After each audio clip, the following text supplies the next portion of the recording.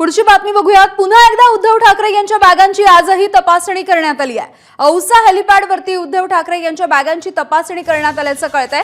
काल उद्धव ठाकरे यांच्या बॅगांची वणी इथे तपासणी करण्यात आली होती आणि त्यावेळेला उद्धव ठाकरे यांनी एक व्हिडिओ सुद्धा पोस्ट केलेला होता। सभेमधून त्यांनी यावरती टीकास्त्र सुद्धा डागलं होतं आणि सलग दुसऱ्या दिवशी आज पुन्हा एकदा उद्धव ठाकरे यांच्या बॅगांची तपासणी करण्यात आली आहे। औसा इथल्या हेलिपॅडवरती उतरल्याच्या नंतर उद्धव ठाकरे यांच्या बॅगांचीही तपासणी झालेली आहे। तर सध्या निवडणुकांच्या पार्श्वभूमीवरती ठिकठिकाणी सगळ्या नेत्यांच्या सभा सुरू आहेत आणि त्याच दरम्यान उद्धव ठाकरे यांच्या बॅगांची तपासणी होतीये। तुमच्या कलेक्टर साहेबांचं नाव काय?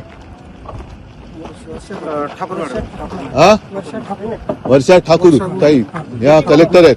बरं ठीक आहे, हा चल जय महाराज। सलग दुसऱ्या दिवशी उद्धव ठाकरे यांच्या बॅगांची ही तपासणी करण्यात आली। औसा हेलिपॅडवरती उद्धव ठाकरे यांच्या बॅगांची तपासणी करण्यात आली आहे आणि आज दुसरा दिवस आहे ही सलग तपासणी होते आणि आजचा व्हिडिओ सुद्धा उद्धव ठाकरे यांनी पोस्ट केलेला आहे। काल सुद्धा वणी इथे जी तपासणी झाली होती त्यावेळेचा व्हिडिओ। महेश शानिमे शाणपण काय? शानिमे कुठले? जिल्हा परिषद बांधकाम जिल्हा परिषद। अपॉइंटमेंट लेटर कुठे तुमचं? दाखवा सगळ्यांचं अपॉइंटमेंट लेटर। तुमची पाकिटं दाखवा, तुमच्या खिशात किती पैसे आहेत, सगळ्यांचे पैसे तपासा। तुमचं नाव काय? हनुमंत बालके। हनुमंत बालके बांधके कुठले? कृषी विभाग। तुमचं नाव काय? बालाजी बेवणाळे कृषी विभाग। कृषी विभाग। फोटो दादा या। तुमचं नाव काय? प्रदीप पुंजे। आणि महाराष्ट्रातले सगळे आहात? सगळ्यात तुमचं अपॉइंटमेंट लेटर दाखवा। कधीपासून नोकरीत आहात? किती जणांना तपासलंय? किती नावं सांगा पटपट पटपट। माझी पहिलीच, दरवेळेला मीच पहिला गिराईक। हा आज आता मोदी येतात, मोदींकडे पाठवतो ना तुम्हाला। सोलापूरचा एअरपोर्ट बंद आहे। नाही अडचण नाही, मोदींना तपासलं, त्यांना सस्पेंड केलं होतं ओरिसामध्ये। आता आज मोदींची तपासणी झालीच पाहिजे, ही परत माझी जाहीर सभेतली मागणी आहे। तपासा घ्या या पोलीस दादा या तुमचा पण फोटो काढतो या आपल्या बरोबर या काय तपासायचंय लवकर या। एक काम करता का, बॅग ठेवतो तुमच्याकडे, मी आल्यावरती नाही तर तुम्ही पुढच्या मुक्कामावरती घेऊन जा ना, मला प्रॉब्लेम नाही। या तपासा या कोण बघतोय? अरे बघा ना, लाजू नका। सगळ्यांची नावं आले ती जाणार तर टीव्हीवर, तुम्हाला प्रसिद्धी छान मिळणार आहे, काय काळजी करायचं कारण नाही। नाही बघा हो, अरे बघा हो, लाजू नका। ठीक आहे चला, माझा काय तुमच्यावरती राग नाहीये, मला फक्त यांचा एकतर्फी जो कारभार चाललाय, मला जो न्याय तोच मोदींना पण लागला पाहिजे, कारण मोदी पण प्रचाराला येत आहेत। ठीक आहे तुमच्यावरती काय माझा राग नाही, तुम्ही काय काळजी करू नका। हा धन्यवाद, जय महाराष्ट्र, आनंदात राहा। महाराष्ट्रातले आहात ना सगळे? आम्हा महाराष्ट्रासाठी जगायचं, महाराष्ट्रासाठीच मरायचं, बाकीच्यांच्या नोकऱ्या चाकऱ्या इतर राज्यातल्यांच्या करायच्या नाहीत। हा चल धन्यवाद।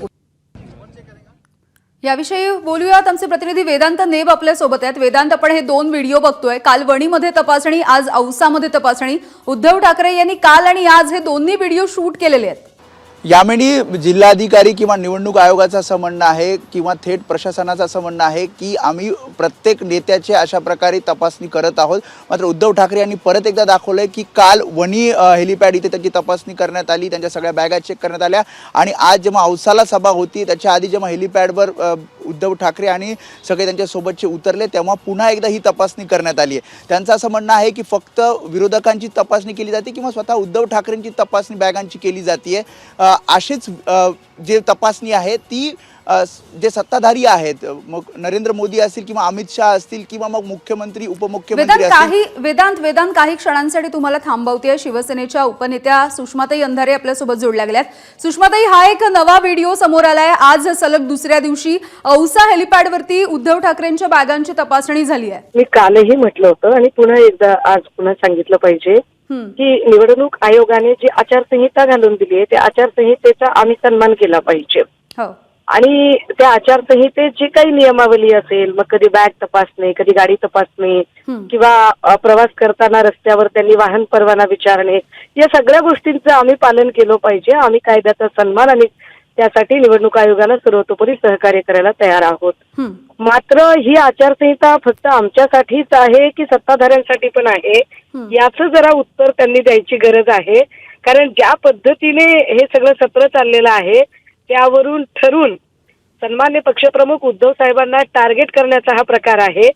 ठरवून एका व्यक्तीचं प्रतिमा हनन करण्यासाठी, ठरवून एका व्यक्तीला लक्ष करण्यासाठी आणि ठरवून आमच्याकडे किती सत्ता, अघोरी सत्ता आहे, आम्ही सत्तेचा कसा माज दाखवू शकतो आणि आम्ही जर तुमच्या पक्षप्रमुखांची बॅग तपासू शकतो तर आम्ही तुमचे काय हाल करू, असं म्हणत प्रचार यंत्रणेमध्ये सहभागी असणाऱ्या सगळ्या पदाधिकारी कार्यकर्त्यांवर दबाव निर्माण करण्यासाठी हा प्रकार ठरवून केला जातोय असं आम्हाला वाटतं.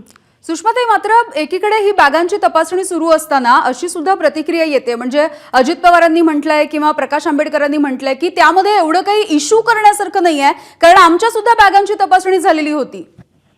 नाही, ते प्रकाश आंबेडकर वगैरे काय बोलतात त्याच्यावर काही मला बोलायचं नाही, परंतु अजित पवारांच्या बॅगांची तपासणी कधी झाली ते जरा काही मला त्याचे डिटेल्स कळले नाही. सकाळी व्हिडिओ स्पेशालिस्ट मुलुंडचे व्हिडिओ स्पेशालिस्ट किरीट सोमय्या काहीतरी सांगत होते तारखांचं, बघा एकनाथ शिंदेची बॅग अमुक एका तारखेला तपासली होती.